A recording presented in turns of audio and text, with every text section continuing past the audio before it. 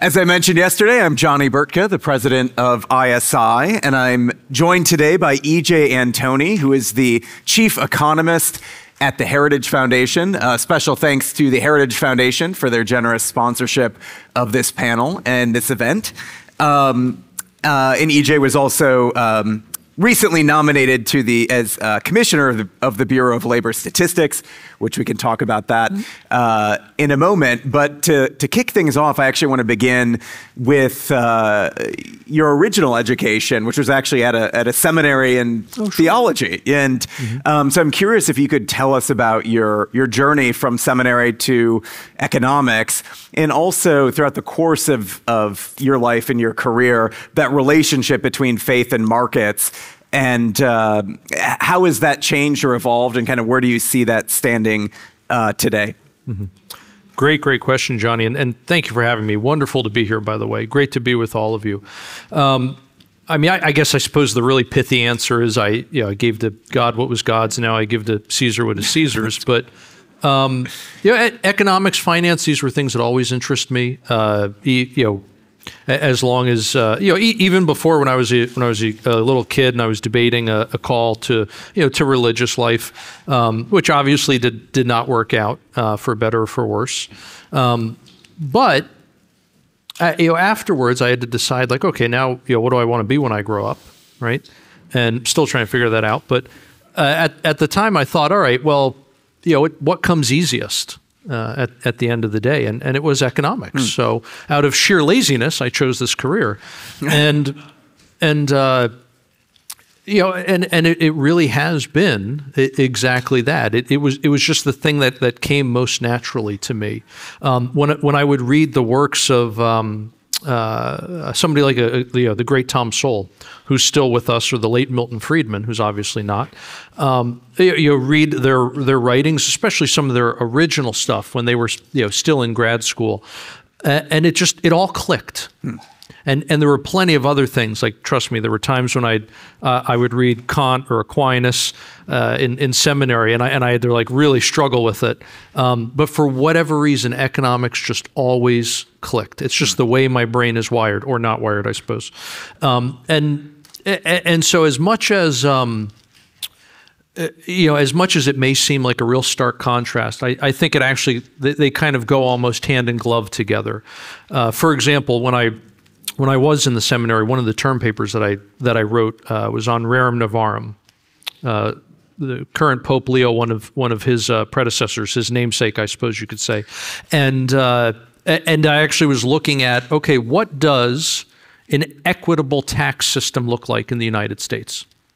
If we were to design a tax system, not on the basis of, let's say, the Laffer curve, where we're trying to maximize revenue, right? What is that maximization point? But rather, if you were just trying to make your tax system as equitable as possible, what does that look like exactly?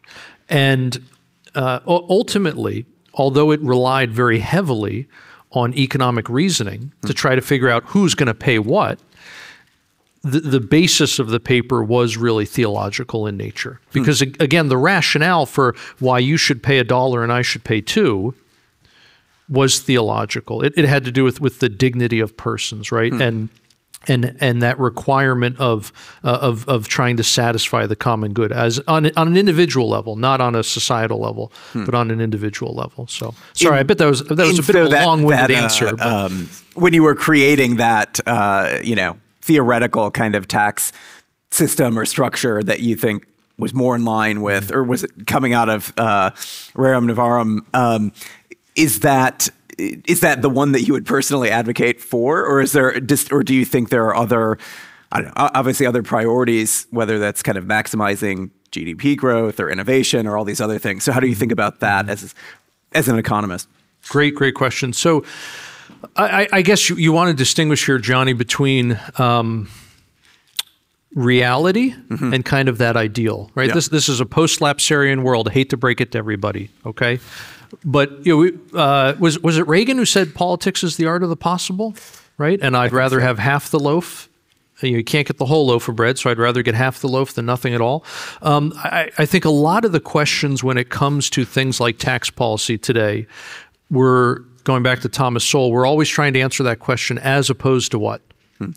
As opposed to what? So what are our alternatives from what we have today? The ideal is not one of those alternatives, right? Life does not ask you what you want, because if it did, we would just choose the ideal. Life presents us with options, and among those options, for the time being, most likely, we're stuck with a progressive income tax system at the federal level, at least, right?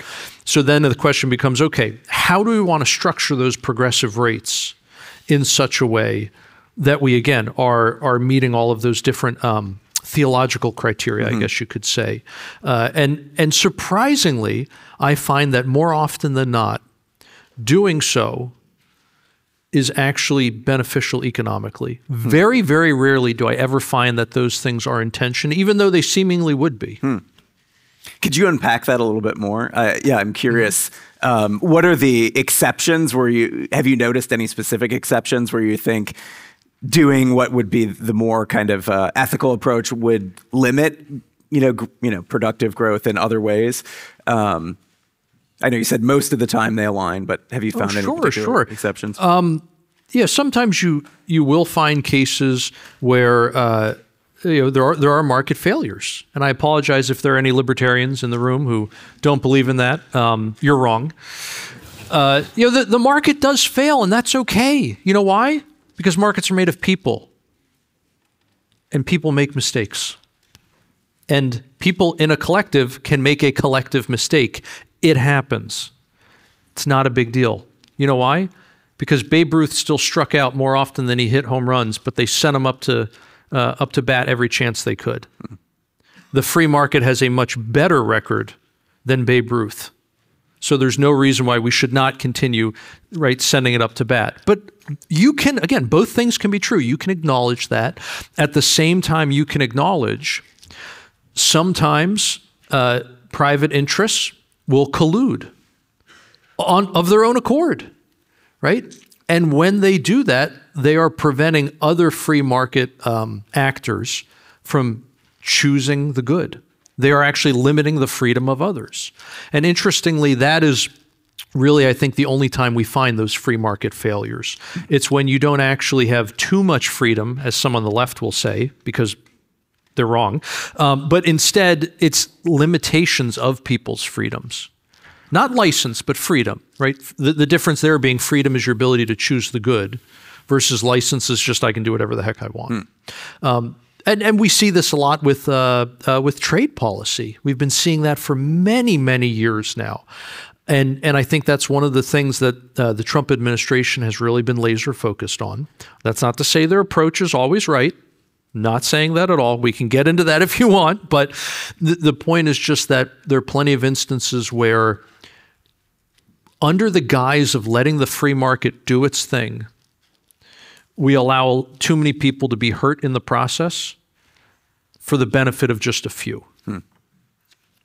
And this is a conference on statesmanship, and the art of statesmanship, looking back to Winston Churchill and many others. So I'm wondering if you could, you noted sort of a slight distinction between, even though you've been influenced by Milton Friedman and Thomas Sowell and others, kind of between perhaps a libertarian economics and a conservative economics.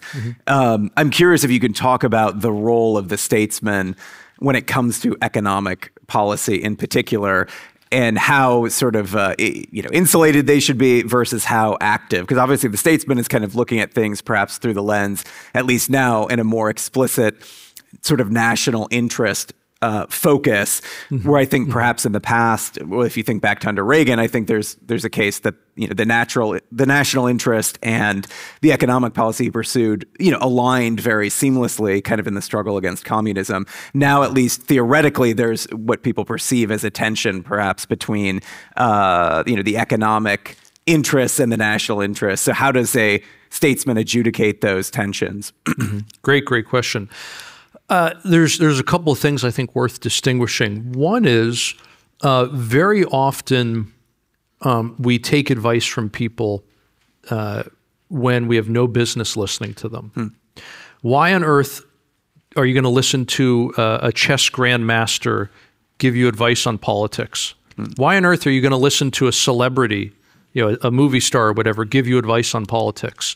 Why do we ever assume that people who have an expertise in one area have the same level of expertise in another, or all others? And yet we fall into this fallacy all the time.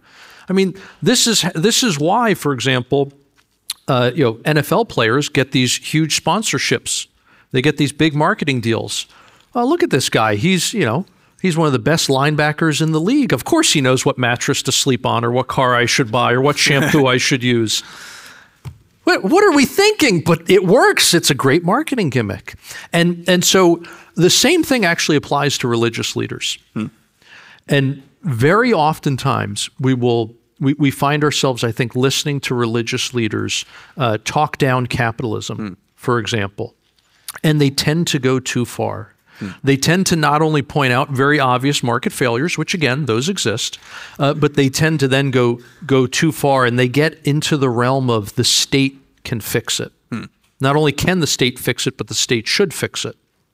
And I say it specifically in that order because it's not necessarily that the state should or shouldn't do something. It's usually a question of can they?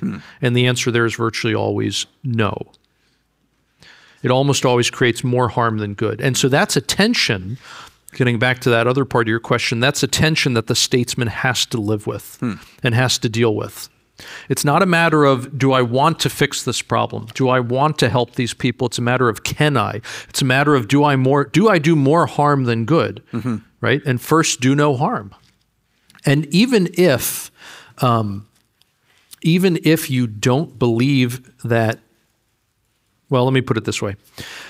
Even if you believe that the ends justify the means, which I don't, but even if you do, you still, as a statesman, would have to wrestle with the fact that in helping a small group of people, very oftentimes your public policy interventions hurt even more. And so again, even if you want to violate what I consider a very basic tenet there, you're still, unfortunately, faced with the reality that very often you should not act in that capacity.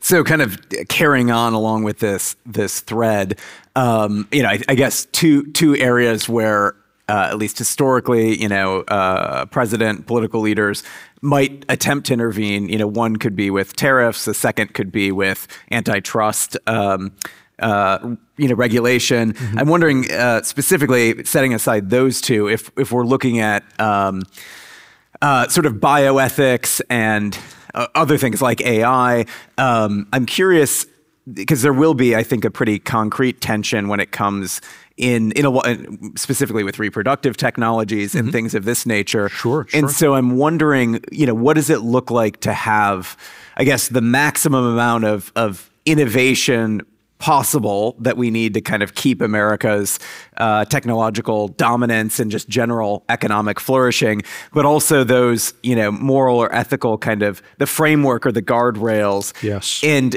I think part of the challenge right now is I don't think we're necessarily in a spot where many Americans agree on what those moral guardrails are. Right. And then even specifically, I would say in the, to get into politics a little bit, you have a lot of sort of a rush of people from the tech sector kind of shifting over to the right or shifting over at least to the Republican Party. And there may be certain areas where there's a ton of overlap in kind of economic and perhaps even moral policy, moral ideas. Then there's other areas where I think it's clearly divergent, and you see sort of there's not necessarily the constraint. There are almost no constraints kind of from the lens of just the pure kind of tech titan. And so so I'm guessing how can you not necessarily reconcile, but how do you productively kind of resolve this tension? Great question, Johnny. It'd be a lot easier if the left and the right still agreed on their goals. Yeah. Which we just don't anymore. We don't. I'm sorry, but it's true. The debate was for the longest time in this country, the debate was not where do we want to get to. We shared those common goals, but it was how are we going to get there. That was the debate. Today, it's just we have just entirely different goals. There is no reconciling with these kinds of ideologies. One is just going to have to defeat the other. in the battle of ideas at the end of the day. There is no way you can reconcile, like one side wants all the men they want to be able to use the little girl's bathroom, and the other side says, no, we don't want any. Like there's no compromise there. There's no, okay, only a certain number of these weirdos can go in and use the bathroom with little girls. No, there is no compromise there, right? So, and I'm going to date myself here. I used this example not that long ago, and all the young people had no idea the movie I was referencing. But for those of you who have seen Jurassic Park, not one of the stupid remakes, like the actual original Jurassic Park, I think it's Jeff Goldblum's character says, your scientists were so busy asking if they could, they never stopped to ask if they should. And I think we're facing that a lot, Johnny, with bioethics today. We are very quickly approaching the point where I think you're going to have to start putting the brakes on pretty hard on certain avenues of research and development, simply because nothing good comes from going down those roads. When it comes to something like stem cell research, and I'm going to try to caveat this as best I can. There's a difference between things like artificial wombs, where we're going to use aborted fetal tissue to grow limbs for people, let's say, or organs. There's a difference between that and taking your own stem cells from an umbilical cord when you were born and saving those to do research for you in the future. Okay? And on the one hand, I think you can say, all right, we need hard limits or maybe even a hard stop on this type of research. And on the other, we can tell those tech titans, go ahead, do your thing, go full throttle. And it's a very, I think it's got to be a very judicious call. It's got to be a case-by-case basis. And going back to what I said originally, what makes that so difficult is the fact that one side has those morals that you're talking about and the other have completely thrown them out. And it all has to do with the fact, again, that we have entirely different goals at the end of the day. Yeah, and I think it's easy for you or the people in this room to make that distinction between what might be an ethical use of technology. Yeah, it's a lot harder for the wider culture to do that. Hopefully, there's more common sense than we think, but not necessarily holding my breath on that one. When it comes to AI in particular. I think one of the frustrations during the Biden administration that a lot of the people in the tech world had was that there was not a clear framework. So there was a number of areas where they wanted to regulate AI to achieve certain kind of social outcomes that they saw as desirable from a more progressive perspective. Obviously, we have different kind of guardrails that we might put in place coming from a more Judeo-Christian perspective. What's your current assessment of kind of where AI is headed and how the government is looking or approaching that and the framework that they've established right now? Well, I think the framework that they started putting in place under Biden was just absolutely horrible, because it was exactly what you're talking about, where it has nothing to do with anything other than political ideology. It was about not increasing speech and people's access to information. It was about limiting people's speech and limiting their access to information. Because at the end of the day, those people, their ideas cannot stand up to the test of verbal battle. They just can't. They will fail. And so they don't want to actually have a fight on that battlefield of ideas. Instead, they want to stop the fight from happening in the first place. That's very, very different from regulating AI to ensure people's safety, for example. It's very, very different from ensuring things like job security. And look, I'm no Luddite. I'm not saying don't let AI take people's jobs. Quite the contrary. Let AI take most people's jobs. The reason being is that creative destruction is a real thing. Every time we have had innovation in the world and you saw jobs destroyed, quote unquote, it always ended up at the end of the day creating more jobs than it destroyed. Look at what happened with the horse and buggy industry. Far more people end up being employed in car manufacturing than in horses and carriages. Why? Because transportation became so much less expensive and it became available to so many more people that there were more people who could buy cars than could buy their own carriages and their own horses. And with more people buying more products, you needed more people employed to produce all of those products. At the same time, with spending less on transportation, they had more money left over to buy other things. And so employment in other industries started to rise as a result. And so even if it wasn't just, I lost my job making saddles, and then I got a new job making car seats, even if it wasn't that kind of direct one-to-one correlation, you still had people getting jobs in other industries. And so overall employment went up, not down. This is part of the that whole Keynesian fallacy that we call aggregate demand.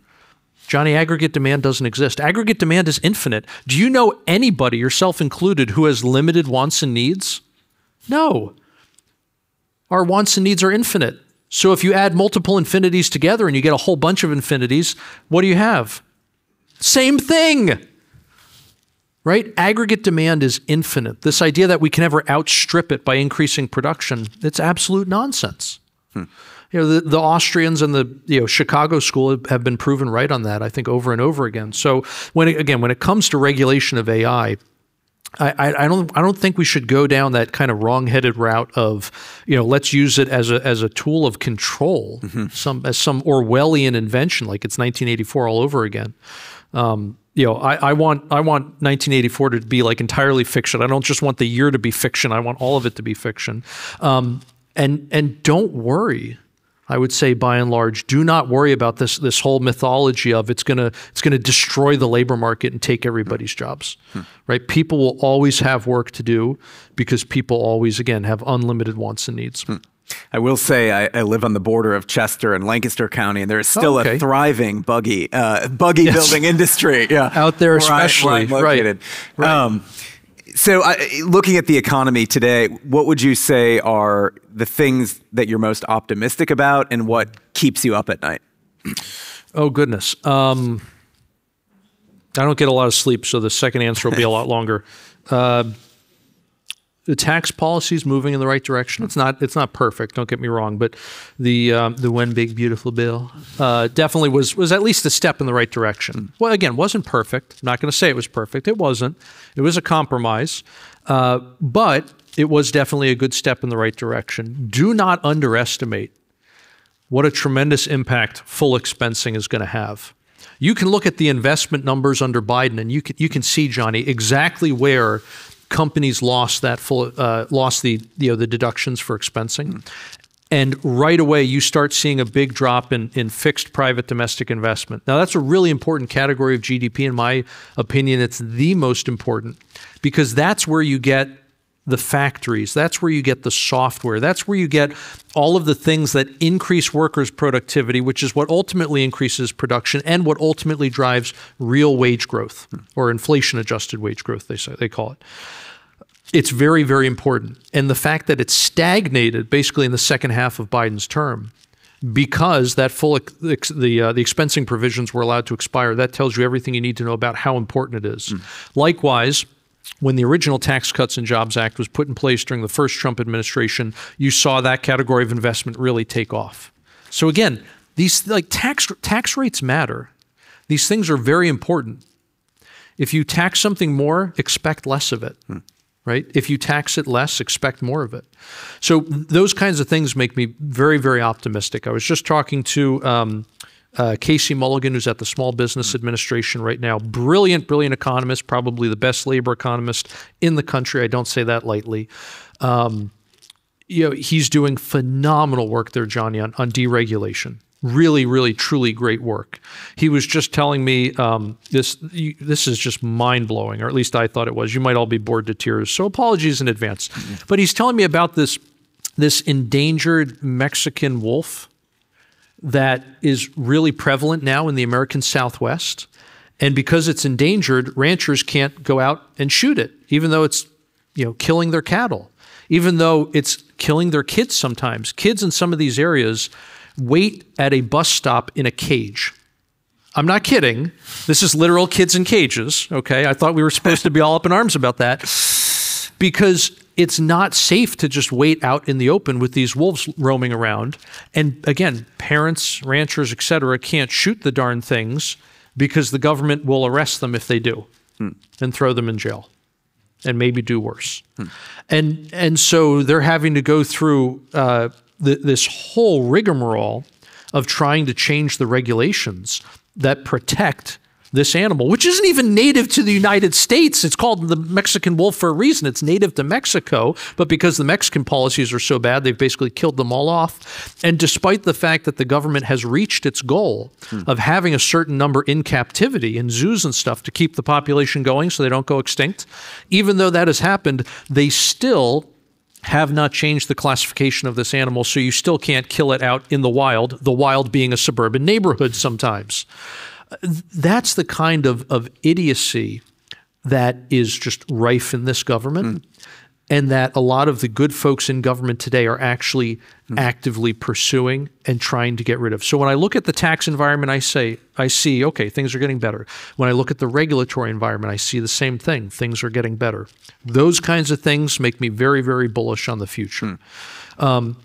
Also, when I look at the direction of Treasury policy, under Yellen, it was an absolute disaster. Under Bessent, it has been phenomenal. That's not to say everything's sunshine and rainbows. He inherited an absolute mess, but the guy is an absolute master of sovereign debt markets. This is the guy who broke the Bank of England, let's not forget. Okay? He knows what he's doing. That makes me also incredibly bullish. We're going to get rid of Jerome Powell, who has been a complete disaster. I'm keeping my fingers crossed for Kevin Warsh. I think he would be phenomenal for the job. I've had a lot of really great conversations with him on it. Getting Fed policy and Treasury policy right is vital to long-run economic growth in this country. So all those things make me feel very, very positive, right? What keeps me up at night? We're not coming at this from square one. We have fallen woefully behind, right? Had we not had the 4 years of the disaster that was the auto pen, I would feel a lot better. But the fact is we racked up a ton of debt. The fact is we mismanaged Treasury. And we're now at a point where we're paying, what, $1.2 trillion a year just in interest on the debt. The Federal Reserve has $1 trillion in unrealized losses on its balance sheet. It has $250 billion in realized losses, which is money that is not being sent to the Treasury, which is money that you as the taxpayer, you're having to foot the bill for that. We have not just 4 years, but 4 decades really allowed trade policy to really go down the tubes and to let other countries take advantage of the United States, where we're really getting a raw deal. That's not to say we haven't benefited from free trade in a lot of ways. We have. My point is just that we haven't really had true free trade in most instances. And so a lot of times those benefits, it's kind of been a one-way street, or at least the benefits that we've gotten have been minimal. So again, it just feels like we're really behind the 8 ball. That's not to say it can't be saved. I think it can, or I wouldn't be here. But how far we've fallen, that I would say is what keeps me up at night. In terms of at a statistical level, like if you're assessing the economic health of the United States or any other country, obviously GDP is one kind of indicator. Sure. Are there other, if you're getting in your cockpit and you're kind of looking at a bunch of different numbers, are there other things that you're looking for? And then at the same time, are there other qualitative aspects like life expectancy or, family formation or other things that sort of would materially impact whether you say this is a healthy economy or this is a, parasitical one? Sure. Let me try to unpack some of those.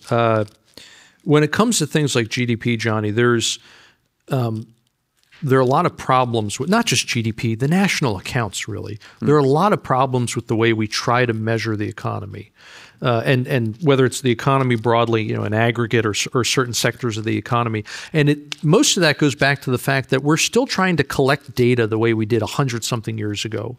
We're still classifying data the way we did 100-something years ago, when we had an economy that was basically agriculture and manufacturing, and the service sector was relatively small. And today all that has kind of been turned on its head. And even though we still have chronic agricultural surpluses in this country, as we have for 175 years, the number of people in that agricultural industry, especially relative to the population, has just been going down, down, down, down, down. So there have been a lot of changes in the economy, and we need to update how we think about measuring it if we're going to have any hope of actually measuring it accurately. So instead of using something like GDP, which it has its place, but it has its limitations, I really like looking at things like, what does the average American's weekly paycheck actually buy? And I think that helps explain a lot of things, like polling data on the economy, that other metrics completely miss. How often did we hear the mainstream media tell us the economy is great? Paul Krugman, that liberal fangirl that he is, kept telling us that, oh, Americans just aren't smart enough to understand how great the economy is right now. Could you be more demeaning? Could you be more demeaning to the average American who has now had to rack up collectively over $1 trillion in credit card debt, who's paying $300 billion a year just in interest on those credit cards, who's having to choose between rent and monthly prescriptions? Give me a break. What happened to the average American's weekly paycheck from January of 21 to January of 2025? During that period, it fell about 4% in real terms. In other words, what that paycheck could actually buy or adjusted for inflation, right?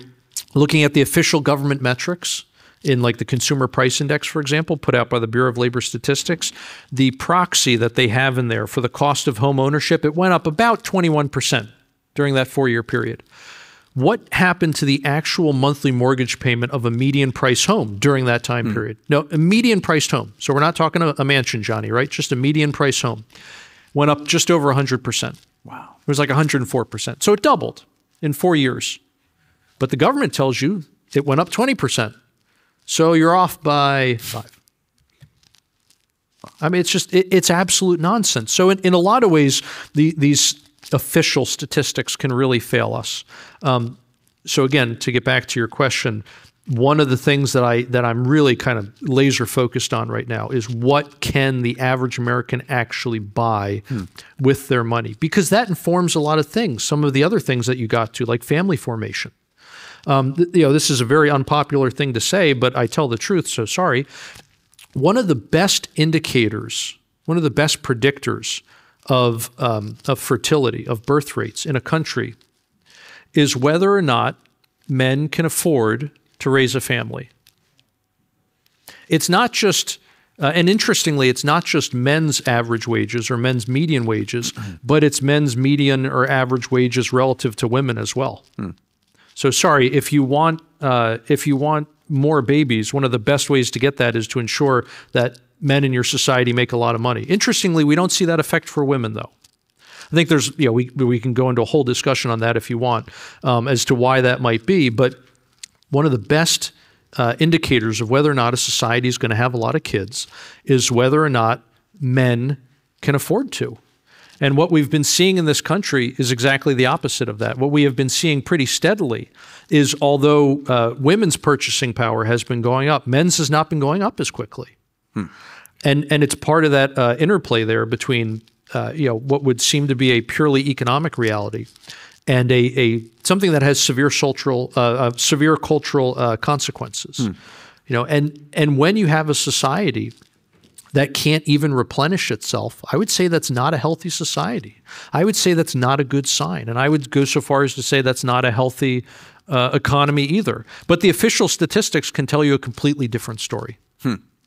On that point, I'm wondering if you can kind of, so if, let's say you had that goal of increasing men's wages, right? And I'm curious how you would approach that from a free market perspective. Because if I'm thinking of like, how would you go about it? I would think the most likely avenues would be restraining or restricting parts. You might restrict immigration, to boost wages. You might have, sort of greater bargaining power for unions to kind of demand, to sort of like,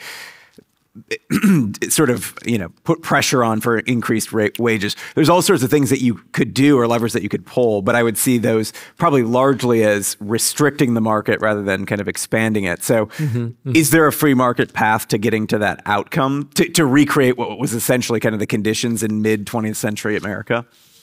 It's a good question, Johnny. I think there is a free market path. Not because I like the free market, but just because I think the best path happens to be a free market path. Both the union and the immigration issues, though, that you bring up are tricky ones. Specifically because when we look at unions, for example, what we end up seeing universally is that they do typically succeed in increasing the wages for their membership, while at the same time decreasing the number of people employed. And it tends to have a negative impact on wages elsewhere. So the net gain, if we want to talk about as a society, tends to be negative. Now, that's not to say I want to ban unions or anything like that. No, if you want to unionize, you go right ahead and do that. But don't be surprised if the consequences aren't exactly what you thought they were going to be. When it comes to immigration, and on the union front, I would see that, again, more so as like a free market solution as opposed to limiting free market. But on the immigration front, here too, it can be very difficult because of all the tension. On the one side, you have a lot of corporate interests who point to all of the benefits of mass immigration, let's say. And very oftentimes those benefits are overstated because they assume, for example, all these people are here working and they're all working productively as opposed to working for the government, which is entirely unproductive. And a lot of those assumptions are false, but at the same time, it's not really a cost-benefit analysis because you're not looking at the cost side.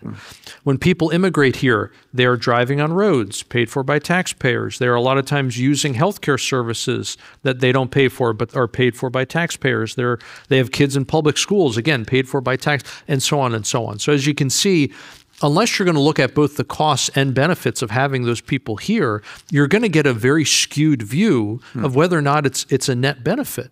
And that's just strictly looking at taking an economic approach. But I think we also have to appreciate things like a cultural approach here. Do we want to preserve the American culture or do we want to change it? I'm not saying one way or the other, but that's a question you need to consider when it comes to things like immigration. Because if enough people immigrating here fast enough and not allowing time for them to assimilate, if that is going to change the culture, well, now you have to wonder, you have to go back to that question as opposed to what?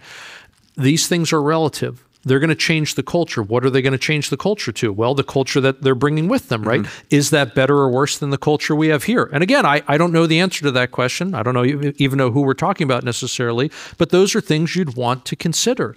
Do we want more of certain people to come to this country than others, based, for example, on the kind of culture that they're going to bring with them?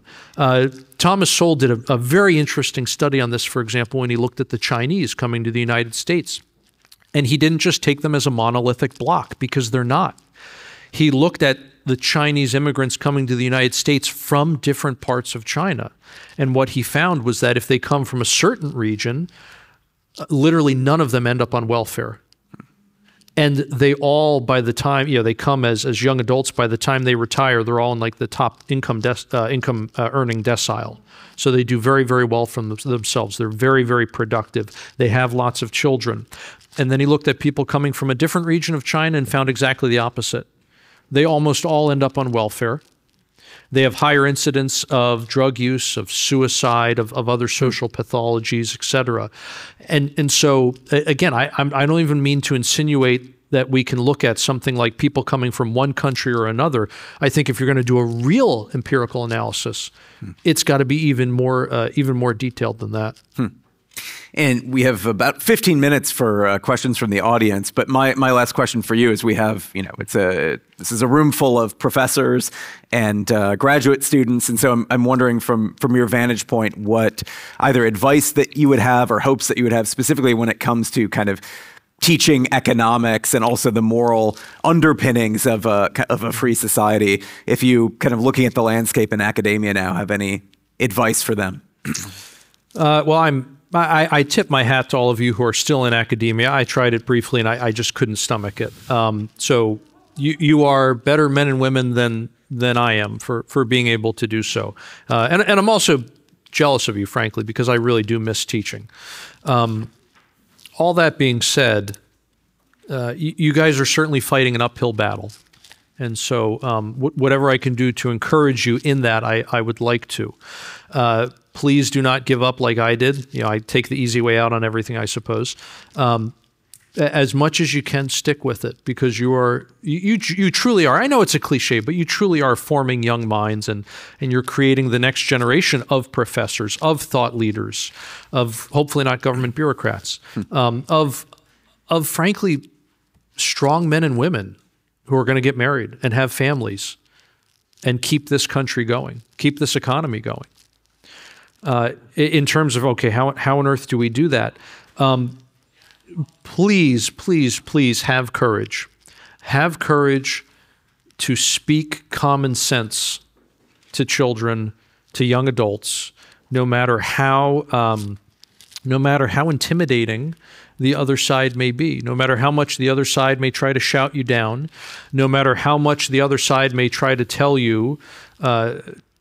What was the line from The Gods of the Copybook Headings, that poem by Rudyard Kipling?